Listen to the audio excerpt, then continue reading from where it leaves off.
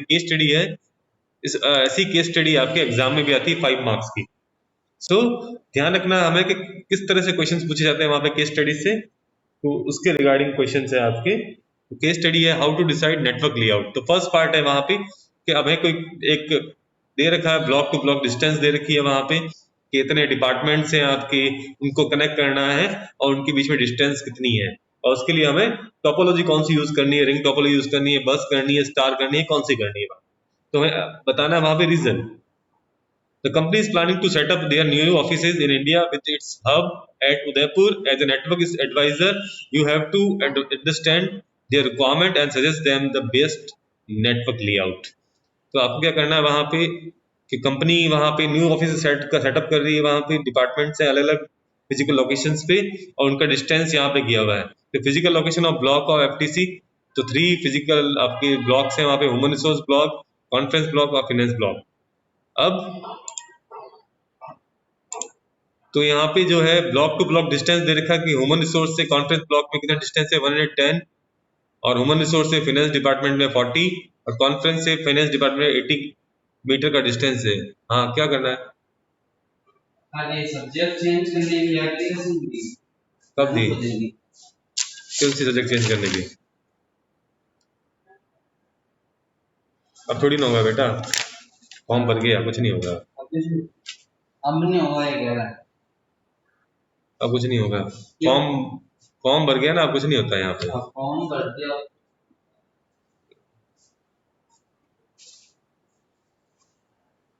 How to decide network layout example, तो हम decide करेंगे वहां पे नेटवर्क लेआउट कौन सा होगा। बस टोपोलॉजी होगी, रिंग होगी वहां पे। तब क्या करते हैं वहां पे, फर्स्ट बस टोपोलॉजी अप्लाई करते हैं। बस में क्या होगा, first network resource, human resource, conference और finance.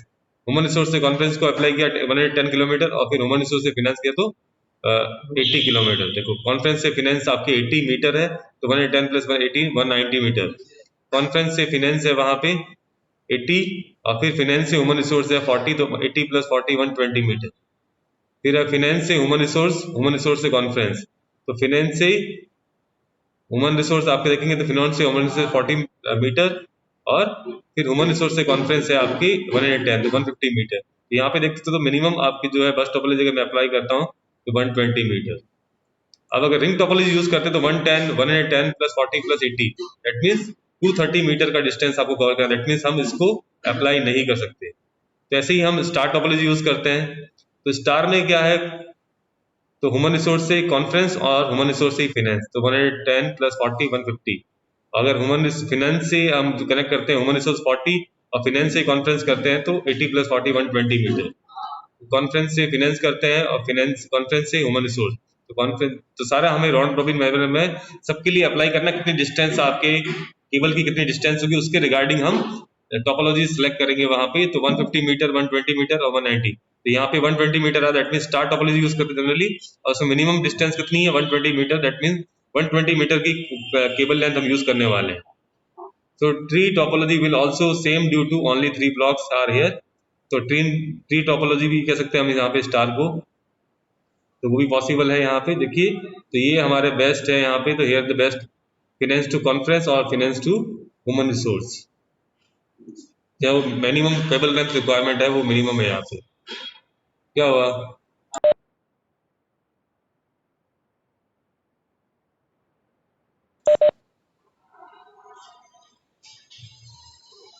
How to decide server location example, यहाँ पे अब यहाँ पे हमने डिसाइड कर दिया कि स्टार टोपोलॉजी यूज करने वाले हैं और 120 मीटर की केबल लेंथ। तो मिनिमम केबल लेंथ हमारा फोकस होगा इन केस ऑफ टोपोलॉजीज की बात करते हैं, तो हम मिनिमम केबल लेंथ के बेसिस पे ही हम डिसाइड करेंगे। और जनरली हम स्टार टोपोलॉजी को प्रीफर करते हैं क्योंकि एक ही तो केबल लेंथ यहाँ पे मिनिमम रिक्वायरमेंट होगी, और वहां पे हम इसको इस तरह से ट्री टोपोलॉजी की फॉर्म में, तो tree topology will also be same due to only 3 blocks आ रही है, तो इसके बेसिस पे भी हम कर सकते हैं यहाँ पे। अब how to decide server location, तो server location can be decided by seeing the number of computer nodes required in each block of network. Server must be installed at wing block with maximum number of computer due to maximum load requirement of services in that block in whole network. So in the above example, server can be installed at finance block. तो हम server location अगर पूछता है कि server location कहाँ पे आपको install करनी है, सर्वर लोकेशन सर्वर को कहाँ पे आप स्टेब्लिश करोगे, तो आपको लिखना है expected number of computers to be in each block, human resource, finance, conference, computers 25, 120 और 90। सो ह्यूमन रिसोर्स ब्लॉक में आपके 25 कंप्यूटर्स हैं, फिनेंस ब्लॉक में 120 कंप्यूटर्स हैं और कॉन्फ्रेंस ब्लॉक में आपके 90 कंप्यूटर है। तो सर्वर लोकेशन हम डिसाइड करेंगे मैक्सिमम नंबर ऑफ कंप्यूटर्स कहाँ पे है, उसके बेसिस पे हम वहीं पे सर्वर को एस्टेब्लिश कर देंगे, सर्वर को वहीं पे इंस्टॉल कर देंगे। तो हियर फिनेंस ब्लॉक में सबसे ज्यादा कंप्यूटर है 120, तो हम वहां पे ही आपके इंस्टॉल करते हैं। तो how to decide repeater location. अब रिपीटर्स की बात कर रहे हैं, तो रिपीटर कैसे आप इंस्टॉल करोगे, उसके लिए कुछ कंडीशंस है। We need a repeater when the total length of single span of network cable twisted pair exceeds 100 metre. That means अगर आपकी केबल की जो लेंथ है, ट्विस्टेड पेयर केबल है, तो अगर 100 मीटर से ज्यादा अगर लेंथ हो जाती है ट्विस्टेड पेयर केबल की, तो उस केस में आपको बीच में एक रिपीटर को इंस्टॉल करना है। इन केस ऑफ कोक्सियल केबल, यहाँ पे 500 मीटर अगर लेंथ है तो आपको एक रिपीटर इंस्टॉल करना है। और फाइबर ऑप्टिक केबल है वहां पे, तो 80 और 200 किलोमीटर के बीच में आपको एक रिपीटर इंस्टॉल करना है। दैट मींस रिपीटर भी आपको इंस्टॉल करना, क्योंकि वो आपके सिग्नल की स्ट्रेंथ को इंक्रीज करेगा, वहां पे रीजनरेट करेगा। तो हमें रिक्वायरमेंट है, क्योंकि लेंथ बढ़ते ही वहां पे आपके जो सिग्नल्स हैं वो वीक हो जाते हैं वहां पे, तो आपको उसको इंक्रीज करना पड़ता है। Satellite link is required when network blocks wings are too much far from each other or where installation of cable is hard।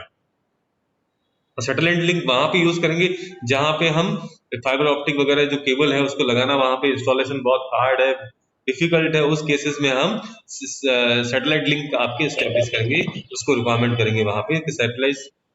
Hello,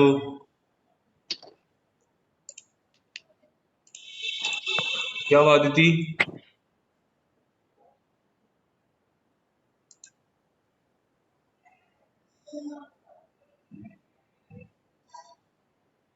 तो इस तरह से हमारे कुछ क्वेश्चन आता है, उसके रिगार्डिंग हमें रिपीटर के कहाँ पे रिक्वायरमेंट होगी, तो ट्विस्टेड पेयर केबल में कहाँ आप रिक्वायर्ड रिपीटर आप इंस्टॉल करेंगे। फिर तो आपको केबल की टाइप पे बेसिस पे होगा, क्योंकि कितना डिस्टेंस है उसके रिगार्डिंग ही आपको केबल टाइप भी आपको यूज करनी है। तो केबल आपको डिसाइड करना है वहां पे केबल कौन सी यूज करोगे। जैसे नॉर्मली डिस्टेंस अगर आपके 100 मीटर के बिलो है, तो उस केस में हम ट्विस्टेड पेयर केबल को आपके यूज कर सकते हैं। अगर आपकी 500 मीटर है वहां पे डिस्टेंस आपस में वहां पे, तो हम जनरली आपके कोक्सियल केबल को यूज करेंगे। अगर उससे ज्यादा डिस्टेंस है तो हम प्रीफर करेंगे वहां पे फाइबर ऑप्टिक को, बट कॉस्ट आपकी फाइबर ऑप्टिक्स की ज्यादा है, फिर आपके कोक्सियल केबल की, और फिर ट्विस्टेड पेयर केबल जो है वो भी आपकी। अब जो वायरलेस कनेक्शन है वो हम उससे उस समय रिकमेंड करेंगे जहां पे हमारे इंस्टॉलेशन ऑफ वायर्स केबल्स को इंस्टॉल करना डिफिकल्ट है वहां पे। उस केस में हम सैटेलाइट लिंक या फिर वायरलेस कम्युनिकेशन को यूज करेंगे। और इकोनॉमिक इंटरनेट कनेक्शन हम dial up internet connection use करते हैं, और फास्टर इंटरनेट के लिए हम broadband internet would be preferred. और सिक्योरिटी प्रोवाइड करने के लिए हमें फायरवॉल इंस्टॉल करनी पड़ेगी नेटवर्क में। तो हमें ध्यान रखना है, कुछ क्वेश्चन ऐसे पूछे जाते हैं कि सिक्योरिटी के लिए हमें कौन सा डिवाइस हमें इंस्टॉल करना है, तो हमें फायरवॉल। और फायरवॉल 2 टाइप्स की होती है वहां पे, सॉफ्टवेयर फायरवॉल और हार्डवेयर। सॉफ्टवेयर फायरवॉल जो है सारे कंप्यूटर्स में आपके सॉफ्टवेयर फायरवॉल आपके सारे विंडोज ऑपरेटिंग सिस्टम उसके साथ में ही अवेलेबल है। हाँ छवि,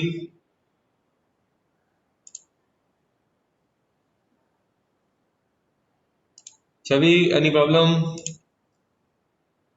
सो सिंपल से क्वेश्चंस होते हैं, 5 मार्क्स मींस 5 लाइन के आंसर देने हैं आपको।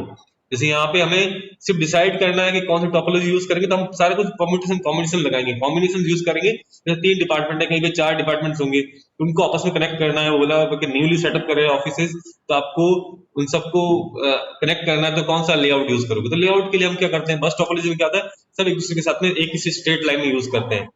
तो अगर ह्यूमन रिसोर्स से कॉन्फ्रेंस ऐड किया तो 110 किलोमीटर के मीटर आपकी डिस्टेंस हो गई। फिर कॉन्फ्रेंस से फिनेंस करेंगे हम, तो 110 80। तो इस तरह से हमें सेट करना है वहां पे। जैसे ह्यूमन रिसोर्स से फिनेंस किया, फिर फिनेंस से कॉन्फ्रेंस किया, तो 40 + 80 120 मीटर। फिर कॉन्फ्रेंस से करते हैं फिनेंस, तो कॉन्फ्रेंस से फिनेंस 80, और ह्यूमन रिसोर्स कॉन्फ्रेंस से ह्यूमन रिसोर्स 110, तो 190 मीटर। तो इस तरह से हम डिसाइड करेंगे वहां पे कि किस तरह की डिस्टेंसेज हैं वहां पे बस टोपोलॉजी में।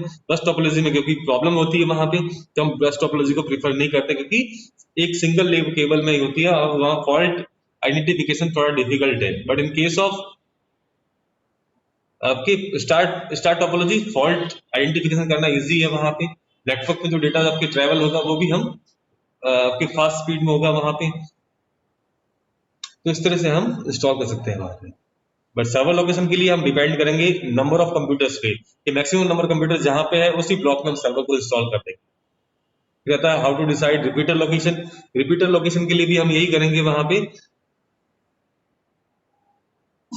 कि when total length of single span of network wire, तो डिपेंड करेगा रिपीटर अगर इंस्टॉल करने का बोलता है उस केस में 100 मीटर्स पे, ट्विस्टेड पे केबल तो 100 मीटर के बाद में आपको रिपीटर इंस्टॉल करना है, कोक्सियल केबल तो 500 मीटर के बाद में, और फाइबर ऑप्टिक है तो 80 टू 100 किलोमीटर के बाद में आपको रिपीटर इंस्टॉल करना है। सैटेलाइट लिंक वहां पे आप रिक्वायर करेंगे जहाँ पे केबल इंस्टॉलेशन पॉसिबल नहीं है, और डेटा सिक्योरिटी का हम फायरवॉल यूज करते हैं। और कनेक्शन की बात करते हैं इंटरनेट कनेक्शन के लिए, तो इकोनॉमिक की बात करते हैं तो हम dial up internet connection use करेंगे, और फास्टर इंटरनेट की बोलते हैं तो ब्रॉडबैंड इंटरनेट कनेक्शन यूज करेंगे हम। अब हाउ टू डिसाइड हब और switch location, the answer is always switch when we afford it. A hub is always half duplex and simply act as a repeater. तो hub आपको मैंने बताया था, hub क्या करता है, उसके बाद जो भी मैसेजेस आए हैं वो सबको फॉरवर्ड कर देता है वहां पे, ये नहीं चेक करता कि this message is intended for whom, तो ये सबको फॉरवर्ड करता है everyone. It's forward messages to each and every computer in the network. The resulting packet collision, even with only two devices, will make it slower than simply using a cable. Whereas switch intelligently directs traffic based on Ethernet address, MAC address, and is full duplex, resulting in full speed between any devices on the network at the same time. अब क्या होगा in case of switch, switch check कर लेगा कि कहाँ से ये message आया और किसके लिए है, सिर्फ इंटरनेट उसी कंप्यूटर को सेंड करेगा जिसके लिए मैसेज है, बाकी के जो कंप्यूटर्स हैं उनको मैसेज सेंड नहीं करेगा। दैट मीन्स जो नेटवर्क में ट्रैफिक है, कंजेशन है वहां पे, वो डिक्रीज हो जाएगा वहां पे, क्योंकि क्या हो रहा है कि एट ए टाइम बहुत सारे कंप्यूटर डेटा सेंड कर रहे हैं नेटवर्क में, तो क्या होगा कि आपके कंजेशन बढ़ जाएगा और जो ट्रैफिक बढ़ जाएगा वहां पे, तो क्या होगा स्पीड स्लो हो जाएगी नेटवर्क की। तो इसके लिए हम जनरली प्रीफर करते हैं स्विच, क्योंकि स्विच इंटेलिजेंट डिवाइस है, वहां पे डिसाइड करता है किसको ये मैसेज जाने वाला, उसी को सेंड करता है।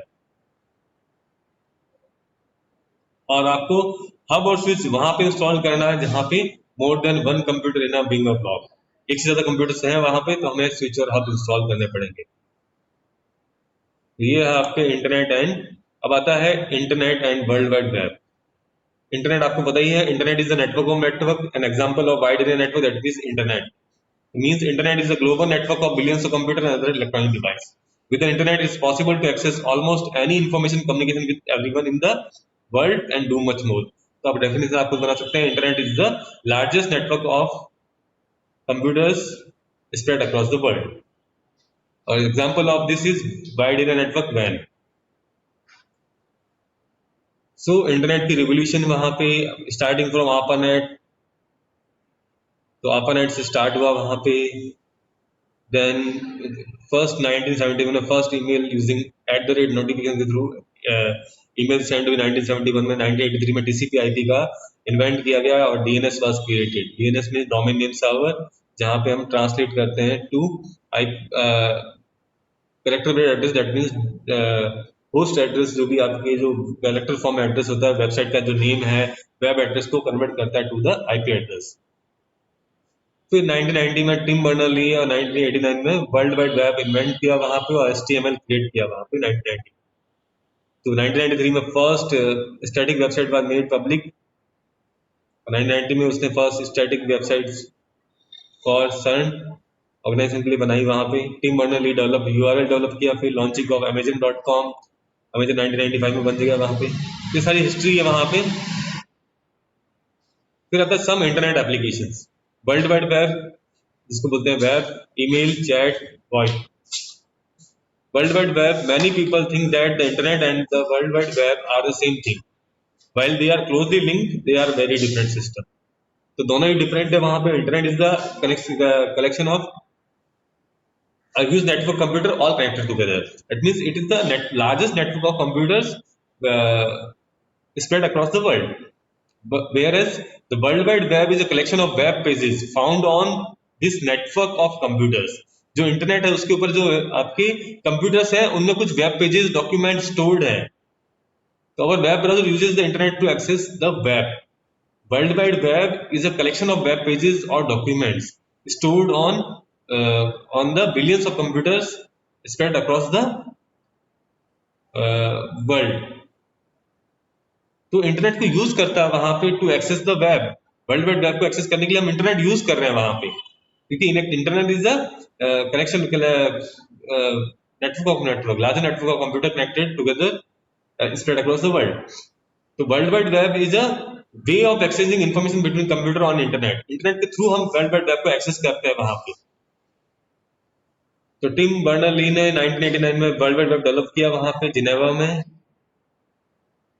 World wide web is system of interlinked hypertext document access via the internet. Internet अलग है वहां पे, is a collection of computers spread across the world. तो कलेक्शन ऑफ कंप्यूटर्स है वहां पे जो कनेक्टेड है दूसरे दूसरे से, उनका कलेक्शन है वहां पे। बट वर्ल्ड वाइड वेब जो है वहां पे जो है आपके system of interlinked hypertext document, that means web pages. The system of web pages accessed via the internet. With a web browser, one can view web pages that may contain text, images, video. It use a protocol called HTTP Hypertext Transfer Protocol. आपके world wide web के लिए हमें HTTP protocol use करते हैं हम लोग। तो HTTP का फुल फॉर्म आपको बताऊं जी, hypertext transfer protocol defines how messages are formatted and transmitted. कैसे आपके मैसेजेस फॉर्मेट किया जाता है एंड देन ट्रांसमिट किया जाता है टू द सर्वर। सर्वर वहां पे what action web server and browser should take in response to various command. अब वेब सर्वर को जो भी आपने रिक्वेस्ट सेंड किया कि आपको ये पेज की रिक्वायरमेंट है, तो ये मैसेज जो है फॉर्मेट करके और ट्रांसमिट होता है वहां पे to web server. Web server वहां पे चेक करता है कि इसके रेस्पॉन्स में क्या मैसेज, क्या कमांड्स उसको एग्जीक्यूट करने हैं। तो वो सेंड किया वहां पे, उसने चेक किया वहां पे कि उसको इस वेबसाइट ढूंढनी है, सर्च करनी है, तो कमांड दिया टू सर्च दिस वेबसाइट। तो उसका आईपी एड्रेस ढूंढता है वहां पे, उस कंप्यूटर को ढूंढता है एंड देन वहां से वो पेज लेके आपके ब्राउजर को सेंड करता है। अब ब्राउजर के पास कमांड आता है कि वहां पे आपको इस वेब पेज को ओपन करना है वहां पे, तो ओपन करता है वेब ब्राउजर वहां। नेक्स्ट आता है URL, uniform resource locator. Universal resource locator नहीं, uniform resource locator. URL is the address of document we find on World wide Web. तो डॉक्यूमेंट का एड्रेस है जो हम वर्ल्ड वाइड वेब पे मिलता है हमें। तो फर्स्ट इसका फॉर्मेट है, फर्स्ट प्रोटोकॉल आता है, देन आपका सर्वर का address, then file name. For example http://www.google.com/index.html। तो इस तरह से फॉर्मेट में आपके प्रोटोकॉल फर्स्ट जो आपके HTTPS और HTTP है वहां पे, देन सर्वर का एड्रेस या उस कंप्यूटर का address, web address, then path. तो थ्री पार्ट में protocol, server address, computer web address, बाद में पाथ। तो यूआरएल का यहाँ पे ये है, और ये यूनिफॉर्म रिसोर्स लोकेटर है। यूनिकली आपके कोई डॉक्यूमेंट को सर्च करने के लिए हम यूज करते हैं uniform. Type of website, there are two type of website, static and dynamic. Static website is one that has web pages stored on server in the format that is sent to a client web browser. It is primarily coded in hypertext markup language. तो static web pages जो होते हैं वो as it is stored है, जैसे आपके stored है उसी फॉर्म में आपको सेंड किए जाते हैं, उसमें कोई चेंजेस नहीं है। But dynamic website is one that changes और customize itself frequently and automatically based on certain criteria.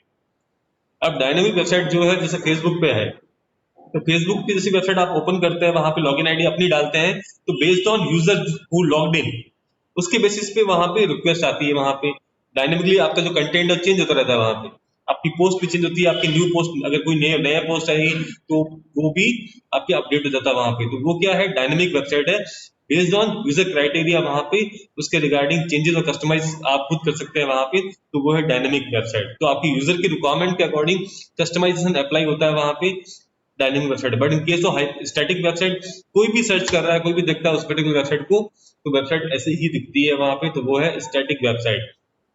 उसमें कोई चेंजेस नहीं होता कि यूजर चेंज हो गया वहां पे, उसकी जो क्राइटेरिया है वो चेंज हो गया। बट स्टैटिक वेबसाइट में और जनरली जो स्टैटिक वेब पेजेस होते हैं वो आपके HTML में बनते हैं, प्योरली HTML।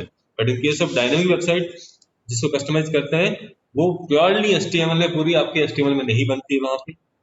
तो how does world wide web works? तो यूजर कंप्यूटर और क्लाइंट वेब ब्राउजर यूज करता है वहां पे, वेब ब्राउजर रिक्वेस्ट सेंड करता है वेब पेज के लिए थ्रू इंटरनेट और any other network. Request for web page server के पास आती है, सर्वर वहां पे उस वेब पेज के रिक्वेस्ट को लेता है वहां पे, देन प्रोसेस करता है। और फिर जब वो फाइल मिल जाती है उसको, तो file web page file HTML file यहाँ पे नेटवर्क के थ्रू कंप्यूटर के ब्राउजर के पास आती है। ब्राउजर उस फाइल को ओपन करता है एंड देन आपको डिस्प्ले करती है कि वेब पेज ये है। Web is two tiered architecture, web browser display information content और web server that transfer information to client. Web server का काम क्या है? डिस्प्ले करना इंफॉर्मेशन, जो भी वेब पेज है उसको डिस्प्ले करता है। वेब सर्वर का काम है वहां पे इंफॉर्मेशन को ट्रांसफर करना है क्लाइंट को। Here the domain name system. Domain name system translate human readable domain names. For example, www.google.com anything to machine readable IP address. For example, 182.156.84.226. DNS server translate request for name into IP address. अब इसका काम है यहाँ पे जो भी आपके जो डोमेन नेम्स हैं वहाँ पे जो ह्यूमन रीडेबल फॉर्म में है www.facebook.com, www.google.com, www.anything, any website नहीं, ldmpublicschool.com, तो उस एड्रेस को मशीन रीडेबल फॉर्म में, दैट मशीन तो ओनली 0 और 1 की लैंग्वेज समझता है, तो उसको आईपी एड्रेस में कन्वर्ट करता है। जैसे आपके न्यूमेरिक 1 है वहाँ पे 182.156.84.26। तो डोमेन नेम जो है वेबसाइट का नेम है वहां पे, और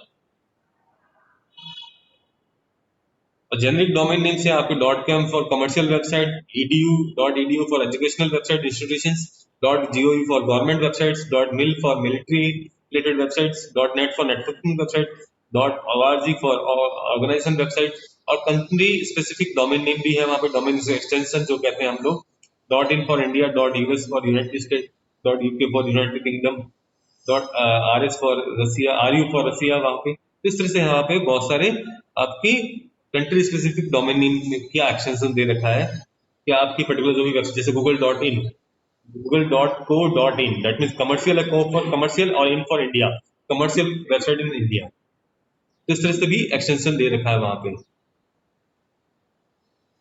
तो यहाँ पे डीएनएस सर्वर क्या करता है, उसका आईपी एड्रेस आपको वापस देता है, और आईपी एड्रेस के थ्रू ही हम रिक्वेस्ट सेंड करते हैं वेब सर्वर को। जैसे आपने वहां पे google.com लिखा, तो ये डीएनएस सर्वर के बाद आता है वहां पे। डीएनएस सर्वर क्या करता है, google.com अपनी लिस्ट में डायरेक्टरी में सर्च करता है कि इसका आईपी एड्रेस क्या है, और फिर आपके कंप्यूटर को वो आईपी एड्रेस सेंड करता है। फिर आईपी एड्रेस के थ्रू ही आपकी रिक्वेस्ट जाती है वहां पे वेब सर्वर के पास, और वेब सर्वर वहां पे आपको रेस्पॉन्स में वेब पेजेस देता है। Then URL uniform resource locator is defined as global unique address होता है वहां पे, और global address of document other resources on the world wide web. Global address है of documents का global address है वहां पे।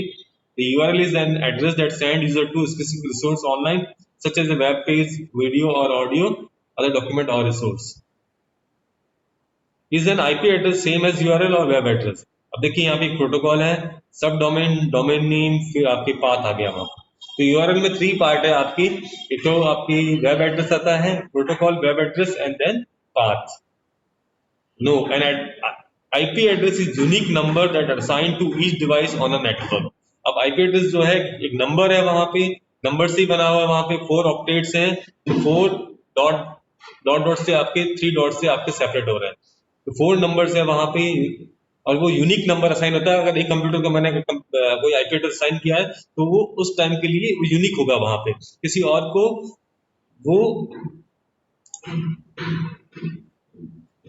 वो जो आईपी एड्रेस है किसी और कंप्यूटर को असाइन नहीं होगा। तो एक आईपी एड्रेस एक ही कंप्यूटर को असाइन होता है, दैट मींस यूनिक होता है, unique number that assign to each device on the network. On the World Wide Web, a domain name is assigned a unique IP address, and when entered, DNS translated into an IP that routers use to find the web server. अब क्या होता है यहाँ पे, जो routers है वो IP address से ही सर्चिंग करते हैं वहां पे, और पाथ सेलेक्ट करके आपको आपकी जो भी रिक्वेस्ट है वो करेक्ट सर्वर के पास पहुंचाता है। तो आपने जैसे ही लिखा google.com, तो लोकल आपका जो डीएनएस सर्वर है वहां पे उसके बाद रिक्वेस्ट जाएगी डोमेन नेम सिस्टम के पास, वो अपनी डायरेक्टरी में चेक करेगा कि google.com का सर्वर का आईपी एड्रेस क्या है, आईपी एड्रेस आएगा वहां पे, आईपी एड्रेस सेंड कर देगा वहां पे आपके कंप्यूटर को। आपके कंप्यूटर फिर रिक्वेस्ट जो सेंड करेगा वहां पे कि मुझे वेब पेज चाहिए, वो अपना आईपी एड्रेस भी लिखेगा वहां पे, और सामने वाले का आईपी एड्रेस लिखेगा मुझे यहाँ पे जाना है, इस कंप्यूटर का एड्रेस चाहिए मुझे आईपी एड्रेस के थ्रू। तो वो राउटर्स के थ्रू, क्योंकि बहुत सारे आपका जो है सर्वर के बीच में बहुत सारे राउटर्स लगे हुए हैं, तो राउटर के बाद आता है राउटर उस आईपी एड्रेस को देखता है कि ये सर्वर का आईपी एड्रेस है, ये कौन से पाथ से मिलेगा, कहाँ पे भेजना है इसको, तो कैसे इसको फॉरवर्ड करना है। तो domain name use instead of an IP address because it easier for human to remember. तो आईपी एड्रेस हमारे लिए रिमेम्बर करना बहुत मुश्किल है वहां पे, क्योंकि न्यूमेरिक एड्रेस है वहां पे, इसलिए डोमेन नेम दिया गया वहां पे। फिर आता है email, short for electronic mail. email or email is information stored on a computer that is exchanged between two users over the telecommunication. It is fast and efficient way to, email का आपको पता ही है वहाँ पे तो क्या क्या है वहाँ पे बेसिक फंक्शन है send and receive mail, save your message in file, print mail messages, reply to mail messages, forward कर सकते हो, अटैच कर सकते हो फाइल में, फाइल अटैच कर सकते हो वहाँ पे 20 MB तक की। अब ईमेल एड्रेस जो है someone@mail server का एड्रेस है। तो email address has three part. First is उसका यूजर नेम वहाँ पे, फिर @ और फिर mail server. A username and @ sign the address of user's mail server।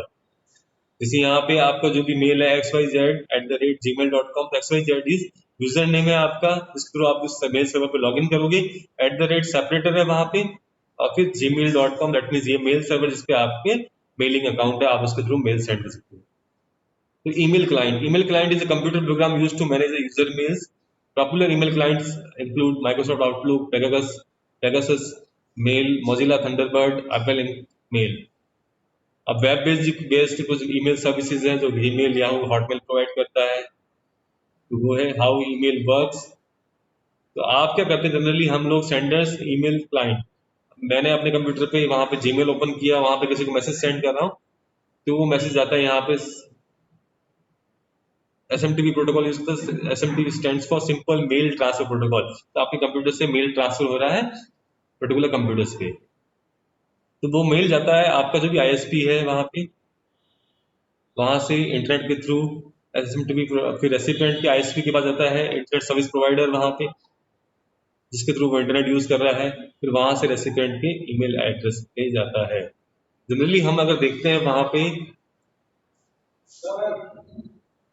तो हम देखते हैं जब हम मेल सेंड कर रहे हैं अपने कंप्यूटर, जैसे मैंने मेल सेंड किया तब वो प्रोटोकॉल यूज कर रहा है SMTP। अब क्या होता है यहाँ पे कि आपने जो मेल सेंड किया वो जिसको रिसीवर है वहां पे उसके मेल बॉक्स में जाके सेव होगा। मेल बॉक्स में मतलब उसके मेल सर्वर पे जाके सेव होगा। अब वो सेव हो जाएगा, तो अब जो रेसिपिएंट है हमेशा ऑनलाइन लॉगिन हो या जरूरी नहीं है, वो क्या करेगा, वो अपने कंप्यूटर पे Gmail लॉगिन करेगा, जो भी उसकी मेल सर्वर है, मेल सर्वर वहाँ पे लॉगिन करेगा और अपनी मेल आईडी खोलेगा, वहाँ मेल खोलती न्यू मेल दिखाएगा, वहां पे उस पर क्लिक करेगा तो वहां पे जो प्रोटोकॉल यूज कर रहा है रिट्रीव करने के लिए POP3 post office protocol 3 version 3 protocol use कर रहा है। तो यहाँ पे सिंपल मेल ट्रांसफर प्रोटोकॉल जो है आपके मेल को ट्रांसमिट करता है वहां पे, और पोस्ट ऑफिस वर्जन 3 जो प्रोटोकॉल है वहां पे ये आपकी यूजर की मेल को रीड करने के लिए काम आता है वहां पे, कि आपके ब्राउजर में, वेब ब्राउजर में मेल को आप रीड कर सकते हो कि ये मेल आपके मेल बॉक्स में पड़ी और ये आपको रीड करना है। तो email created using email client program. तो SMTP जो है, most of this SMTP generally आपकी transfer mail from one user to another. SMTP is push protocol and used to send the mail to mail server. तो mail send करता है किसको, आपके recipient की मेल सर्वर को सेंड कर रहा है, मेल सर्वर के पास वहां पे रिक्वेस्ट चला जाता है। It usually used with one of two protocol POP3 और IMAP that let the user see messages in server mailbox। मैंने मेल सेंड किया, उसको रिसिपिएंट की मेल बॉक्स में सेव हो गया, वहां पे मेल सर्वर पे सेव होगा। अब download them periodically from the server, और वो डाउनलोड करेगा वहां पे periodically। तो उसके जब वो अपने मेल सर्वर से अपनी मेल्स को एक्सेस कर रहा है तो वहां पे प्रोटोकॉल यूज कर रहा है POP3। तो SMTP is of two type, store end-to-end method, store and forward method। End-to method is used to communicate between different organizations, where store and forward method is used within an organization। अब POP3 जो है receive, mail को receive करने के लिए काम आता है। तो यहाँ पे दो प्रोटोकॉल यूज हो रहे हैं, SMTP फॉर सेंडिंग मेल और POP3 for receiving mail from a remote server और लोकल ईमेल क्लाइंट। और यहाँ पे हम ईमेल मैसेज को डाउनलोड कर सकते हैं अपने लोकल कंप्यूटर पे, फिर उनको रीड कर सकते हैं जब वो व्हेन वी आर ऑफलाइन, जब हम ऑनलाइन नहीं हो। ये सारा कुछ है। चैट आपको पता ही है, वहाँ पे चैटिंग का, chatting message software, message MSN, Yahoo, IRC, Bitkin, chatting messenger कैसे वर्क करता है वहां पे। आप मैसेज, जैसे आपने किसी को मैसेज सेंड किया तो आप मैसेज सेंड कर रहे हैं चैट सर्वर को, और चैट सर्वर से उस क्लाइंट के पास मैसेज पहुंच जाता है, फिर वो वापस रिप्लाई करता है, उससे आपके पास मैसेज आपका आता है। तो चैट सर्वर वहां पे मीडिएटर है, वहां पे उसके थ्रू मैसेज आपको रिसीव एंड सेंड और रिसीव होती है। तो आप सेंड चैट सर्वर को कर रहे हैं, चैट सर्वर यूजर को फॉरवर्ड कर देता है, जैसे व्हाट्सएप भी है ऐसे ही वर्क करता है वहां पे। फिर वॉइस ओवर इंटरनेट प्रोटोकॉल, या आपके वॉइस ओवर इंटरनेट को यूज करके हम वॉइस कॉल कर सकते हैं वहां पे। तो आजकल आपको पता ही है तो हम रेगुलर जो इंटरनेट कनेक्शन है उसको यूज करके भी वॉइस कॉल कर सकते हैं, तो वॉइस यूज कर रहे हैं हम व्हाट्सएप के थ्रू कॉल करते हैं, इंटरनेट को यूज करके वॉइस कॉल कर रहे हैं, फेसबुक यूज करके भी हम ऑडियो कॉल करते हैं, वीडियो कॉल करते हैं, तो वहां पे हम इंटरनेट को यूज करते हैं फॉर ऑडियो कॉलिंग पर्पज। इसके एडवांटेज डिसएडवांटेज पढ़ लेना। वाइप कब इन्वेंट हुआ, वहां पे क्या क्या प्रोटोकॉल्स हैं।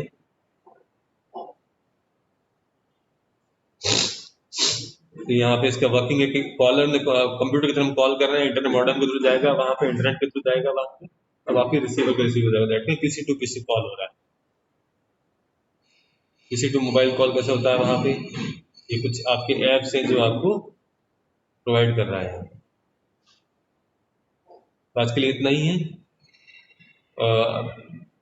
कल कुछ और डिस्कस करेंगे हम।